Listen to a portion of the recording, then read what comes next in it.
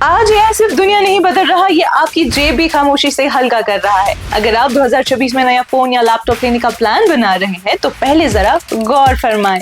2026 में smartphone, laptop या gaming console खरीदना पहले जैसा आसान या सस्ता नहीं होगा। अगर आपने पिछले कुछ महीनों में फोन या लैपटॉप की प्राइसेस चेक की हैं तो शायद आपने नोटिस किया होगा कि नए ही नहीं पुराने मॉडल्स भी महंगे हो गए हैं। Technology research company Techarc के मुताबिक सिर्फ 7 महीनों में स्मार्टफोन्स की एवरेज प्राइसेस तकरीबन 15% बढ़ चुकी है। कुछ मॉडल्स में ये इजाफा 40% तक पहुंच गया है। बजट फोन्स भी इससे महफूज नहीं रहे, जहां कीमत में लगभग 18% का इजाफा देखा गया। सिर्फ प्राइसेस ही नहीं बढ़ी, 2026 के कई स्मार्टफोन्स में रैम और स्टोरेज यानी रोम पिछले साल जितनी ही रह गई है और कुछ मॉडल्स में तो कम कर दी गई है। पहले एक फोन के 3 या 4 वेरिएंट्स मिलते थे, अब अक्सर सिर्फ 2 ऑप्शंस रह गए हैं। मगर सवाल ये है कि आखिर टेक कंपनीज अचानक कम फीचर्स के साथ ज्यादा पैसे क्यों मांग रही हैं? इस सब की सबसे बड़ी वजह है मेमोरी चिप्स की कमी।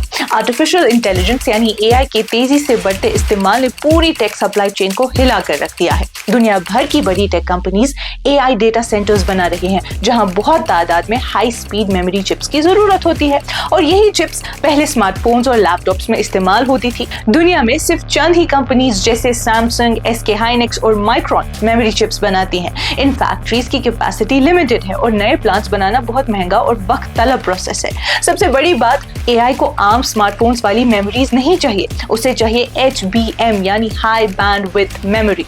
ये मेमोरी बहुत ज्यादा पावरफुल और फास्ट होती है और इसे बनाने के लिए आम मोबाइल रैम के मुकाबले में तकरीबन 3 गुना ज्यादा फैक्ट्री स्पेस लगता है। यानी एआई चिप्स ने फैक्ट्रीज का ज्यादा हिस्सा अपने कब्जे में ले लिया है। नतीजा, स्मार्टफोन्स के लिए मेमोरी चिप्स की सप्लाई कम हो गई और जब सप्लाई कम और डिमांड ज्यादा तो प्राइसेस बढ़ना लाजमी होता है। दूसरी वजह है एआई कंपनीज ज्यादा पैसे देने को तैयार हैं। माइक्रोसॉफ्ट, गूगल और मेटा एआई की रेस जीतने के लिए मेमोरी सप्लायर्स को प्रीमियम प्राइसेस दे रहे हैं।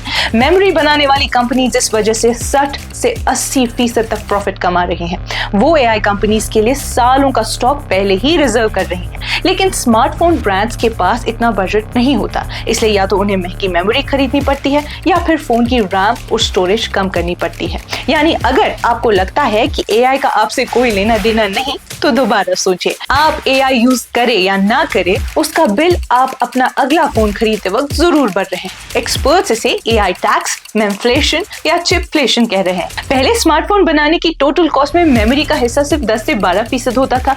आज कुछ फोन्स में ये 40% तक पहुंच चुका है। इसलिए कई ब्रांड्स अब उसी बजट में 8 GB रैम की जगह 6 GB रैम ऑफर कर रही हैं। यानी अगर आपको फ्यूचर प्रूफ फोन चाहिए तो या ज्यादा पैसा देना पड़ेगा या फिर कम स्पेसिफिकेशंस पर कॉम्प्रोमाइज करना होगा। नाज़रीन, एआई रेवोल्यूशन सिर्फ टेक्नोलॉजी का मुस्तकबिल नहीं बदल रहा, ये हर स्मार्टफोन और हर लैपटॉप की कीमत भी तय कर रहा है। और फिलहाल लगता है कि जब तक एआई की रेस जारी रहेगी, आपके अगले गैजेट का बिल भी बढ़ता रहेगा। फिलहाल आज की इस कश्मीर रिपोर्ट में बस इतना ही। बाकी मजीद मालूमात के लिए आप बने रहिए कश्मीर लाइव के साथ। खैबर सीमेंट, दिल से बनाओ।